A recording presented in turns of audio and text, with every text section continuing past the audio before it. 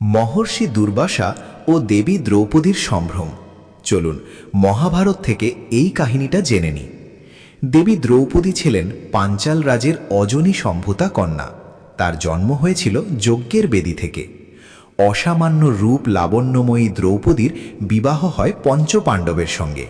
তিনি ছিলেন উচ্চ কোটির প্রতিব্রতা এবং ভগবান শ্রীকৃষ্ণের প্রতি তার অবিচল ভক্তি ছিল। একটি ঘটনা এ প্রসঙ্গে উল্লেখ্য। দুর্যোধন দ্বারা প্রেরিত হয়ে মহর্ষি দুর্বাসা তার 10,000 শিষ্য সমেত একবার পাণ্ডবদের কাছে এলেন। দুর্যোধন ইচ্ছে করেই মহর্ষি দুর্বাসাকে এমন সময়ে পাঠালেন যখন পাণ্ডবেরা আহার সমাপন করে বিশ্রাম নিচ্ছিলেন। যাই হোক, দুর্বাসা মুনি যুধিষ্ঠিরের কাছে এলে তিনি দুর্বাসা মুনিকে সেবার উদ্দেশ্যে সাদর অভ্যর্থনা জানালেন। যুধিষ্ঠিরের কাছে ভগবান সূর্যের দেওয়া এমন এক বাস্ত্র ছিল, দৈব পাত্র ছিল, যাতে রান্না করা অল্প খাদ্য পর্যন্ত অক্ষয় হয়ে যেত। কিন্তু এক্ষেত্রে একটিমাত্র শর্ত ছিল, যা হলো দ্রৌপদী যতক্ষণ পর্যন্ত না খেয়ে অন্ন পরিবেশন করবেন ততক্ষণ পর্যন্ত তাতে অফুরন্ত খাবার থাকবে। দ্রৌপদীর আহার করা হয়ে গেলে যদি তাতে সামান্য পরিমাণ খাদ্যদ্রব্য না থাকে, তাহলে কিন্তু সেই পাত্র থেকে আর সামান্য মাত্র খাদ্যও পাওয়া যাবে না। এখন ঘটনাক্রমে সেই দিন দ্রৌপদী ও আহার সমাপন করে ফেলেছিলেন। কাজেই তিনি যখন শুনলেন যে অত্যন্ত ক্রোধী স্বভাবের দুর্বাসা মুনি তার 10,000 শিষ্য সমেত নিমন্ত্রণ গ্রহণ করতে আসছেন, তখন তিনি একেবারে দিশেহারা হয়ে গেলেন। কোত্থেকে এত খাবার পাওয়া যাবে, এই চিন্তায় তিনি বিমর্ষ হয়ে পড়লেন। আর মহর্ষিকে যদি সেবা করা না যায়, তাহলে তিনি অবশ্যই অভিশাপ দেবেন। এই ভয়ে তিনি তার সখা ভক্তবৎসল শ্রীকৃষ্ণের শরণ নিলেন।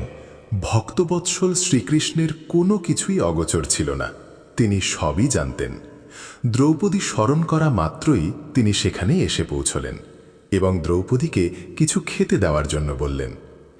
এতে পাঞ্চালী আরও লজ্জা পেলেন এবং অত্যন্ত বিনীতভাবে নিজের অসহায়তার কথা ভগবান শ্রীকৃষ্ণের কাছে বললেন। শ্রীকৃষ্ণ তখন দ্রৌপদীকে বললেন, বাসনটা একবার দেখাও তো, তাতে কি কোনো খাবার অবশিষ্ট নেই যা থেকে আমি আমার ক্ষুধা নিবারণ করতে পারি? দ্রৌপদী ভগবানের কাছে আত্মসমর্পণ করলে ভগবান স্বয়ং বাসনটিকে নিয়ে খুঁটিয়ে খুঁটিয়ে দেখতে লাগলেন এবং অদ্ভুতভাবে বাসনের এক কোণায় একটি ছোট্ট শাকপাতা দেখতে পেলেন। তিনি সেটি নিজের মুখে দিয়ে বললেন, এই শাকপাতার দ্বারা সম্পূর্ণ জগতের আত্মা যোগ্য ভোক্তা পরমেশ্বর তৃপ্ত হয়ে যান। এবার তিনি সহদেবকে ডেকে বললেন, তুমি সকল মুনিকে আহারের জন্য ডেকে নিয়ে এসো। এদিকে সহদেব কাউকেই খুঁজে পেলেন না। ভগবান শ্রীকৃষ্ণ যখনই শাকপাতা মুখে দিয়ে সংকল্প বাক্যটি বললেন, তখন মুনিরা স্নানে নেমেছিলেন এবং হঠাৎ তারা অনুভব করলেন যে তাদের গলা অবধি খাদ্যে ভরে গেছে। হতবাক হয়ে তারা একে অপরের দিকে চাওয়াচাওয়ি করে বললেন যে এখন আমরা যুধিষ্ঠিরের কাছে গিয়ে কি করে খাদ্য গ্রহণ করব?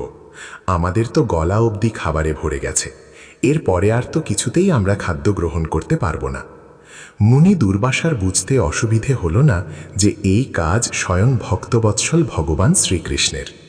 তাই পরমেশ্বর ভগবান শ্রীকৃষ্ণের চরণে দূর থেকে প্রণাম জানিয়ে সমস্ত তপস্বীদের নিয়ে তিনি সেই স্থান পরিত্যাগ করলেন এবং সে যাত্রা দ্রৌপদীর মান রক্ষা হল। দ্রৌপদী অহংকার, কাম, ক্রোধ পরিত্যাগ করে পতিদের সেবা করার পাশাপাশি ধর্ম আচরণে এবং ভগবান শ্রীকৃষ্ণের চিন্তায় নিজেকে যুক্ত রাখতেন। আর এই কারণেই শ্রীকৃষ্ণ স্বয়ং বিপদে আপদে আবির্ভূত হয়ে দ্রৌপদী তথা পঞ্চপাণ্ডবকে আগলে রাখতেন।